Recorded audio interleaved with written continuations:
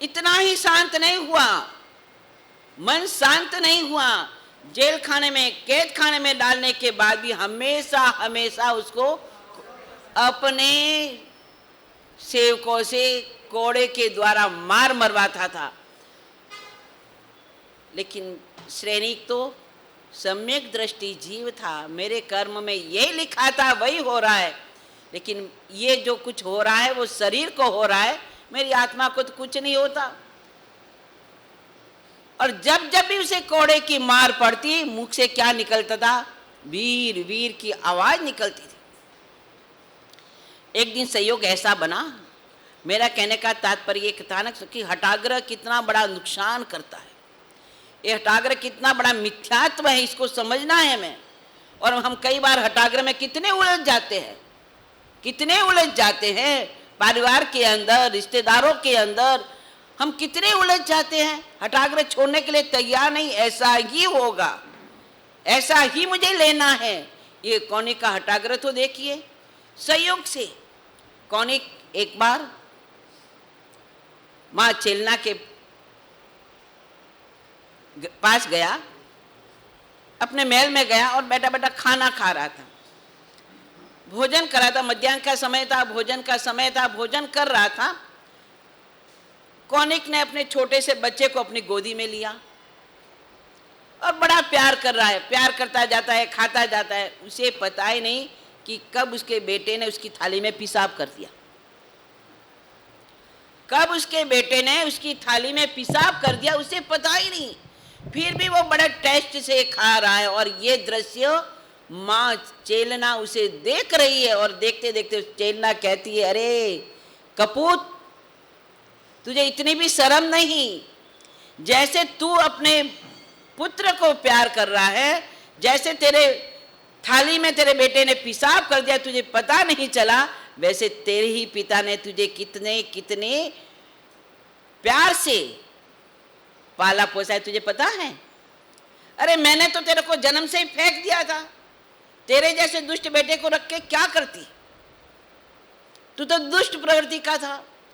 मेरे को तो पहले से ही पता था कि तू दुष्ट बेटा ही मेरे कोख से जन्म लेगा, इसलिए मैंने फेंक दिया जन्मते। लेकिन तेरा बाप इतना करुणालु था, इतना दयालु था कि वहां से भी उठा करके ले आया और तेरा पालन पोषण करके तुझे बड़ा किया।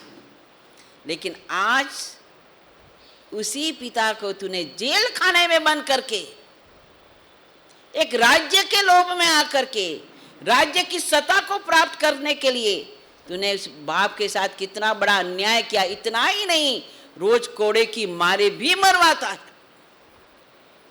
फिर भी अरे दुष्ट, तुझे कोई दया नहीं, बाप के प्रति कोई करुणा का भाव नहीं। ये शब्द चेलना के मुख से सुने।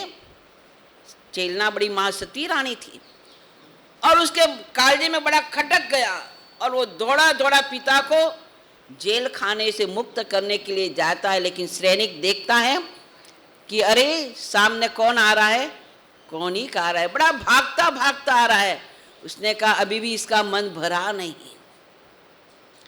अभी भी इसका मन भरा नहीं, मुझे जेल में बंद किया, इतना ही नहीं मुझे रोज रोज 500 कोड़े की मार भी मरवाता है, फिर भी इसका मन शांत नहीं पड़ा। अब तो ये दुष्ट मुझे जान से मारेगा। अरे इसके हाथों से मरने के बजाय क्यों नहीं मैं अपना आप मर जाऊं। उसके हाथों में कालकूट की अंगूठी थी, विष की अंगूठी थी, विष का वो रत्न था, उसकी अंगूठी में जड़ा हुआ था। उसने उसी को छबा दिया और छबाते उसके प्राण उड़ गए। लेकिन जैसे ही कौनिक अंदर जाता है, पिता को मरण अवस्था में देख करके रोता है, रोता है, इतना रोता है। लेकिन अब क्या, उसका हठाग्रह पूरा हो गया, राजा बन गया, उसका मन, उसने अपना हठाग्रह पूरा करा। हठाग्रह ही था ना, हठाग्रह ही था ना, उसको हठाग्रह पूरा करना था। बाप का हत्यारा बना, फिर भी मन शांत नहीं हुआ। राजगरी का सम्राट बना, राज सिंहासन पर बैठा। संयोग एक दिन ऐसा बना कि उसकी पत्नी, पिता ने 10 पुत्र थे, अपनी इच्छा उसने जो जो चीजें दी थी, उसमें उसके 2 भाई थे, हल और विहल। पिता ने एक को तो हाथी दिया और एक को नवलखा हार दे दिया। एक दिन उसकी पत्नी, जो पटरानी थी कौनिक की, मेरा कहने का मतलब जो हठाग्री व्यक्ति होता है वो कैसा होता है, उसने देख लिया और उसने कौनिक के आगे जाकर के हट करी कि मुझे तो हल विहल से दो, वो ही चाहिए, हार भी चाहिए और हाथी भी चाहिए। जब ये बात हल विहल को पता चला तो वो अपने नाना चेरा राजा के पास चले गए, क्योंकि चेलना के बेटे थे ना, चेरा राजा के पास में गए। चेरा राजा ने उसकी रक्षा करी, लेकिन वो कौनिक का मन भरा नहीं। मुझे किसी भी हालत में वो हार और वो हाथी मुझे लेना ही लेना है। और इस कदाग्रह के कारण, इस हठाग्रह के कारण उसने मामा चेरा राजा के साथ भी युद्ध किया और उसने इतने पापों को इकट्ठा कर दिया, इतना पापों से भारी हो गया उस हठाग्रह के कारण। जब वो परमात्मा महावीर के पास जाकर के प्रभु से पूछता है कि प्रभु मेरा भविष्य कैसा होगा, परमात्मा कहते हैं अरे कौनिक, तू क्या अपना भविष्य पूछता है? जो पिता का हत्यारा हो, जो भाइयों से इस प्रकार का व्यवहार करने वाला हो, जो अपने ही नाना चेरा राजा पर युद्ध करने वाला हो, क्या वो मर करके सदगति में जाएगा? तेरे हठाग्रह के कारण तुझे 7वीं नरक की वेदना को भोगना पड़ेगा। हम अपना हठाग्रह छोड़ते नहीं। ये हठाग्रह बहुत बड़ा मिथ्यात्व है, हम उसमें उलझे ही रहते।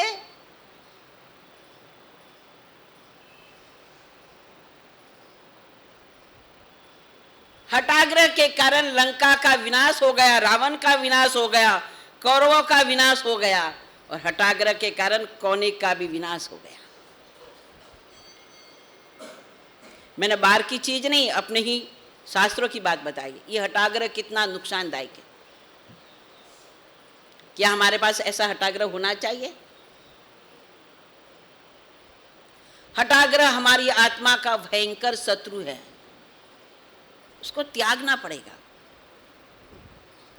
दूसरा होता है कदाग्री आदमी। कदाग्री अपना ही रखेगा, घर में मेरा ही चलना चाहिए, मैं कहूं वैसा ही होगा, तुम्हारा कुछ नहीं चलेगा, मैंने कह दिया ना यही होगा तो वही होगा।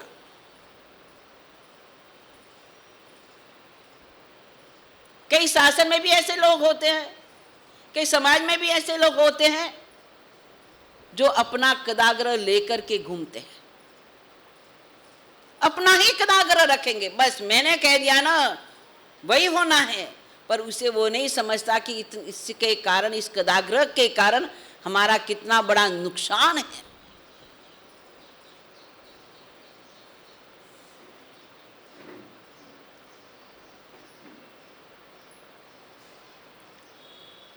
तीसरा होता है हमारा पूर्वाग्रह, जो परंपरा से चलता आ रहा है ना, बस वही रूढ़ी रिवाज में बैठे रहना, चाहे वह सत्य है या असत्य है उसका हमें भान नहीं।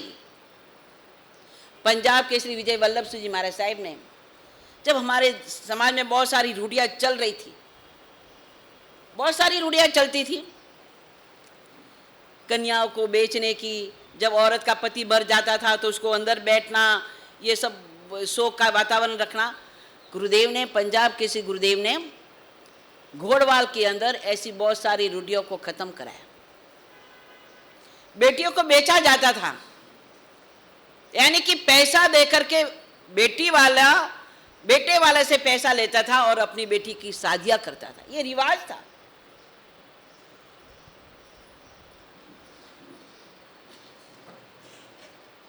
गुरुदेव ने सोचा ये कितना बड़ा अन्याय, कितना बड़ा अन्याय हो रहा है।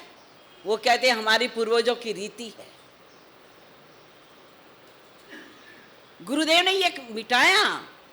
ऐसी कई सारे, अब देखिए आप, पहला शादियां कोई प्रवचन देती थी? कोई नहीं देती थी, कोई शादियां प्रवचन नहीं करती थी। सबसे पहले इस पूर्वाग्रह को, क्योंकि ये परंपरा नहीं है, साध्य प्रवचन करे, लेकिन गुरुदेव ने ये परंपरा चालू करी बीकानेर से, और वो भी अपनी समुदाय से नहीं, खतरगंज की समुदाय से। सबसे पहला विचक्षण श्री साध्वी को अपने सामने प्रवचन देना प्रारंभ कराया। ये गुरुदेव ने कितना बड़ा काम किया, इस रूढ़ी को हटाया। उनके पास भी ज्ञान होता है, वो भी ज्ञान प्रचार प्रसार करना चाहती, उसका ज्ञान का होगा क्या? साध्विया भी बहुत विद्वान होती है, बहुत ज्ञानी होती है, उनको भी ज्ञान होता है, लेकिन वह अपने ज्ञान को बांट नहीं सकती थी। लेकिन गुरुदेव ने इस रूढ़ी को हटाया, पंजाब केसरी गुरुदेव ने हटाया।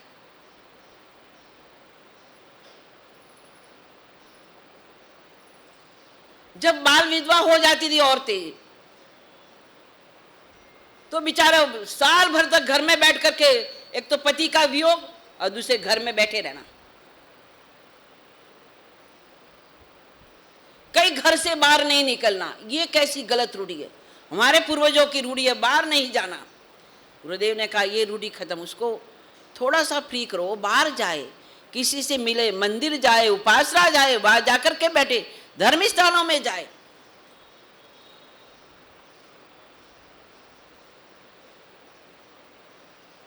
स्त्रियों को इतना भी नहीं दबाया जाए कि वो इस स्थिति में अपना जीवन जिए। गुरुदेव ने ये रूढ़ी सारी हटाई, पंजाब के से गुरुदेव ने बहुत सारी रूढ़ी हटाई। लेकिन हमारा अंदर एक पूर्वाग्रह होता है, बस हमारे पूर्वज करते आए वही करना है, वही कर। जो पूर्वजों ने अच्छे काम किए हैं उस पर हम आग्रह रखें, जो बुरी रीतियां हैं, जो हमारी आत्मा के लिए नुकसानदायक हैं, जो हमारे जीवन के लिए नुकसानदायक है, उसको हम हटाने का प्रयास करें। हम अच्छी बात तो स्वीकार करते नहीं हैं, हम अच्छी बात को समझने के तैयार नहीं होते। ये हमारा कैसा मिथ्यात्व,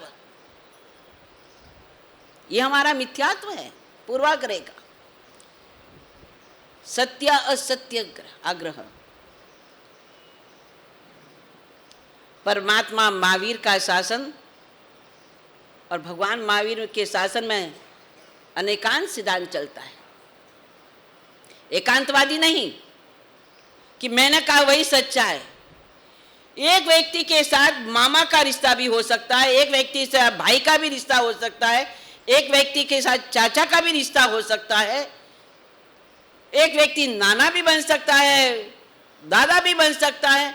भले ही व्यक्ति एक क्यों ना हो, उसके संबंध अलग हो सकते हैं। अगर वह किसी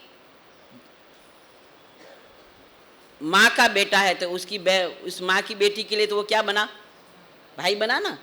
व्यक्ति एक ही है, वो भाई नहीं बना, भाई बनाना। अब वो व्यक्ति एक ही है, अगर वो बहन के बच्चे के लिए क्या बना? अगर वो भाई के बच्चे के लिए क्या बना? चाचा बना। अब व्यक्ति एक ही है, रिश्ते अलग अलग हो सकते हैं। हम एक ही बात कहे कि नहीं। एक बार क्या हुआ, एक राज्यसभा हुई और राज्यसभा में बात आई, किसी ने कहा मधुर क्या होता है, किसी ने कहा दही मधुर होता है, किसी ने कहा नहीं नहीं दूध मधुर होता है, किसी ने कहा नहीं नहीं नहीं द्राक्ष मधुर होती है, तो किसी ने कहा शहद मधुर होता है।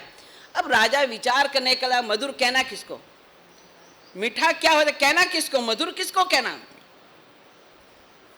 राजा ने मंत्री की तरफ इशारा किया और मंत्री को कहा भाई बताओ इस प्रश्न को हल करो, मधुर क्या होता है। उसने कहा जिसके मन में जो भाया वही मधुर होता है, जिसके मन को जो अच्छा लगा वो मधुर बन गया। अगर कोई डायबिटीज वाले को शक्कर दो तो क्या होगा, क्या होगा,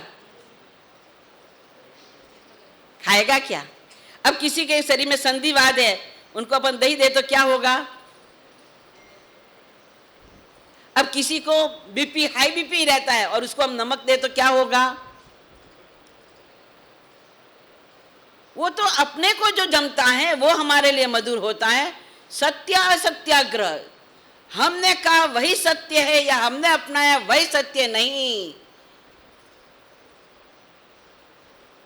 जो सर्वज्ञ प्रभु ने कहा है, जिन्होंने सत्य का अनुभव किया ही नहीं, सत्य को जाना है, सत्य को पहचाना है, वह सत्य है। हमारे जैसे अज्ञानियों ने जो कह दिया, हमारे जैसे मस्त वाले प्राणियों ने जो कह दिया, वो कभी सत्य हो नहीं सकता। हो भी सकता है, नहीं भी हो सकता है।